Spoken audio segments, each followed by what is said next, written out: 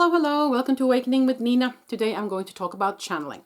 So I have made this little mini series where I talk about the different spiritual gifts, and today I'm going to talk about channeling. So, first of all, channeling. I believe that we all do.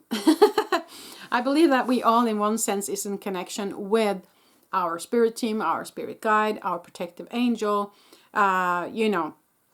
whatever it is in our team that's kind of following us, maybe an ancestor that has passed, a loved one of yours that has passed as part of your spirit team now, that we are in connection, even though we don't know it. So everyone is a channeler in that sense. But this time I'm going to get into when you channel information that you share with somebody else. So for me, channeling is something that, even though we all the time, all of us channel with our own team, I would say that if you're going to start up as a channeler, you should have been working a little bit with spirituality first. With maybe giving readings, with maybe working with healing or mediumship or stuff like that. Because channeling is, for me at least, it's important to be a clear channel. It's important to have practice meditation to the point where ego is no longer blabbering in the background, because that will ruin it. So you need to have that practice in you, if you will. So I would say that you should practice meditation, and you should practice, working with your clairs, so that you get good at using your clairs, your clairaudience, your clairsentience, your claircognizance, your clairvoyance, did I say that? And also taste and smell and feelings and all of that. So you know your specter of work. You should also know a little bit about how energy works. You should also know if you get your channeled entities in, from what side will they come in for you. For me, for instance, when I do mediumship reading, I get loved ones that have passed over. They always come on the left. For me, all the people that I channel come in from the right or from behind. And when I do psychic work, I go front to the person that I'm doing the reading for. So that's the way it works for me, but it's different for everybody. So I would also say that it would be smart for you to figure out where they come in, because then it will be easier for you to recognize what's coming in for you. So for me, it took many years before I started channeling. I did psychic work first as a reader. I did mediumship. I did rinsing houses. I did healing, all of that stuff before I started channeling. So that was my way of doing it. So channeling itself, you can of course channel whatever entity you want, because we are all emanating from the same source energy, from God source energy. We are same part. We're all part of the same grid of energy, if you will. And so as soon as you connect to your part of the grid, which is your light being, your higher self, your soul, you are automatically in connection with everything that's connected to that grid, which is everything that exists. So in that sense, you will automatically be connected to whomever. However, you can, of course, pinpoint someone that you want to communicate with and communicate with them. But the way I do it is that I open up for whomever wants to connect with me. So I sit down and I meditate deeply, so that I know that my ego is totally still. I let myself get heavy in the body. I check that all my chakras are in balance, that my energy system is in balance, that I am grounded properly, my physical form grounded properly to the earth. Very important. Also when you're doing mediumship work and psychic work, and also healing, ground yourself first. And then, of course, I open up, and when I open up, because normally when I walk around in every day, I have my energy field, my aura quite close to me, so that I don't bump up against too many energies, because I am an empath. I feel everything.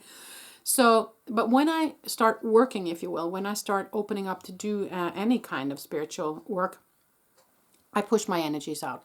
And so when I connect with channel work with spirit, I just open up like so. I open up all the way, actually, because it could be that there's someone from the other side that wants to connect with me, and they will come in on the left. So if I only open up to the right, well, then I close off if there is somebody, a loved one, that wants to connect. So I open up all the ways, but when I channel and when I have that intention, they often come in, or they mostly come in from the right and from behind. And so I just push my energy field out, and then I feel. I just sit and I feel, and then I can kind of feel, and I will also kind of get a glimpse in my mind just very quickly that there's a light being, okay, here. Okay, so there's a light being here. And then I focus my connection to that space where I saw that this light being is standing. So I enhance the connection. And I can also ask them to come closer to me. If I feel they're standing far away, I'll ask them, please come close so I can feel your energy. And so we strengthen the connection, and that's when the information starts coming. I will either get a name, or I will, that we have named them, or I will get an image of what they are, feeling where they're coming from. For instance, I got the Pleiades here once. They very often come in two. I think they're also called tall whites. And they came holding a huge crystal, and that was quite interesting. That's another video, but anyways.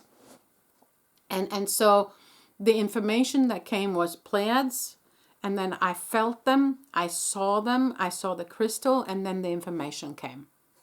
So that was that. Another time, I was sitting over by my window doing artwork, and I had this feeling that someone was watching me. And so I connected, I stilled my mind and just, okay. And I pushed my energy out in front of me, out the window, to see who was there. And actually it was Arcturians that wanted to connect with me. So that was the thing that happened then. Now, very often it is angels coming in, and they come, I feel like they come more quickly and they come closer. When I have connected with star beings, they're a little bit further away, and they're a little bit more careful in approaching me for some reason. The angels and also Jeshua comes in very quickly and very close. Okay, Jeshua very often comes behind me. The same as Archangel Michael comes very often behind me. Mary Magdalene and Mother Mary very often comes in front of me, actually. And they are very often working with my lower part of my system. Just to convey that just came to me. So it all depends on who's coming in, for me. But that will vary from person to person. So what I do is that I just push my energy out. And of course, I have been in meditation, so I have stilled my mind. And then I feel first their energy. And then there will be a flash of a picture of an image of them, of where they are and how tall they are, how bright they are. And then I connect even further with that energy. My intention goes straight to where I believe they are to enhance our communication. And that's when the information just starts running in. Sometimes I sit with a book. Okay, I have this book here with notes, and I have it open. I have my pen ready down on the paper. If I want to connect and channel to convey some messages for you guys, for instance, when I do, energy updates, stuff like that, I want to sit down in deep meditation and I invite whomever in. And very often it is just my higher self, or it is my spirit team, or it's a direct connection to the source energy, God, if you will. And I just write down what I get. I write the messages that I hear in my head, what I see, what I feel. Just get it out on paper. Now, many people have problems believing what they get, trusting what they get. And I learned a lesson in that, saying, if you have to think about it, if you ask the question, and then if there's a pause and you're kind of thinking about it before you get the answer, it's probably your ego giving the answer. If you start asking a question and the answer comes in even before you're finished asking the question, it's from them. Okay, so that's kind of, in the beginning at least, how I started trusting what I was getting. So if you ask a question, should I really, and then yes, okay. I guess that was from them then. So you get that feeling quite quickly. And you have to remember also, when we're working either as a medium or as a channeler, channeler, their energy vibrates a lot quicker than our energy. You know, their vibration is very high. Our vibration is quite low because we are in this 3D field. So what you have to do is that you have to raise your vibration. Raising your vibration is practice, okay? You can ask angels or your spirit team for help doing that. Or you can, the energy of joy raises your vibration. The energy of dance raises your vibration. The energy of animals raises your vibration. So there might be things that you can use in order for you to raise your vibration up.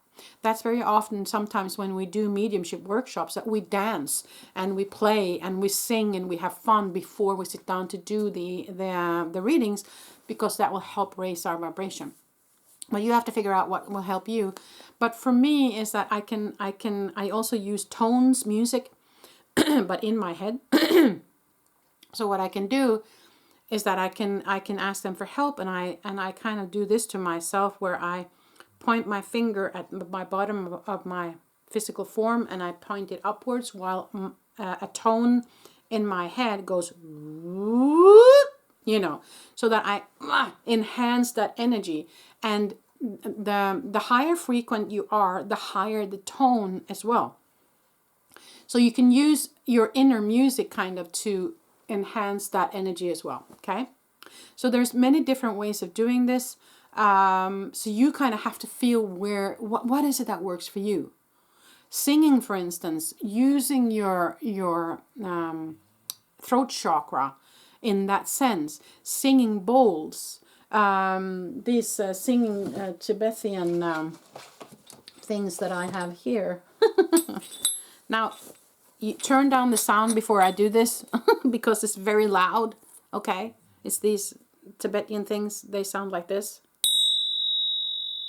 Okay, that will also help. So those kind of sounds will help. You can even, if you don't have these kind of tools, what you can do, if you have a wine glass, fill it with water, hold on to the bottom, you dip your finger in the water and you do this around the edge, and it will create that sound, woo, you know, and that's also something that will emanate into your physical form. There are many, many ways of enhancing or opening your energy field and vibrant frequency. So that's that. So that was some tips of that. Is there anything else? No. Practice, practice, practice is what they're saying. So all of this is also practice. So in the beginning, sit with your book and write down what you get, okay? And if you're meant to share, you will get that message, okay? They will tell you. They will push you into sharing. And then be open for it, okay? Don't be afraid. Don't be afraid. They are only here to help us. They want the best for us, and they're working in our favor all the time. And as long as you invite your protective guardian angel in, you will be protected. You will not bump up against energies that want to hurt you, okay? And also, I believe that anything that is a light being is not in lower frequency. They are in higher frequency. So whatever is low frequent, I believe, belongs here in the 3D world anyways. So that's my opinion. I do not believe in the devil. Poor Lucifer fell down from heaven. You know, Lucifer actually means light. Even though I don't connect with Lucifer, I never did. But you know, it's all these different things that we as the humans have decided that this is dangerous or this is bad or this is, you know. I believe there's low frequent energy and high frequent energy, and the low frequent energy can feel really, you know, and that's kind of where the fear lies as well. So yes, of course, if you believe in it and if you touch it, you will feel it, but that's your choice.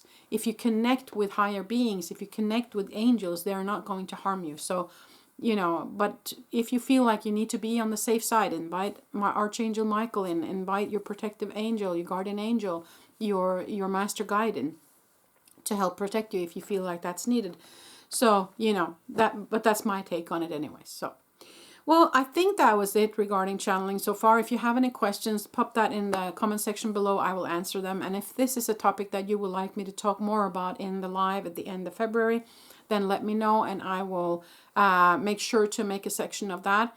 We also are going to, of course, draw some cards for you guys as well, and other questions that you might have in that live as well. So that's for February 2023. But if you're watching this video later, then of course there will be other lives that you can participate in. So anyways, thank you so much for being part of this video today. Wishing you a beautiful day wherever you are in the world. Until the next time I see you. Bye.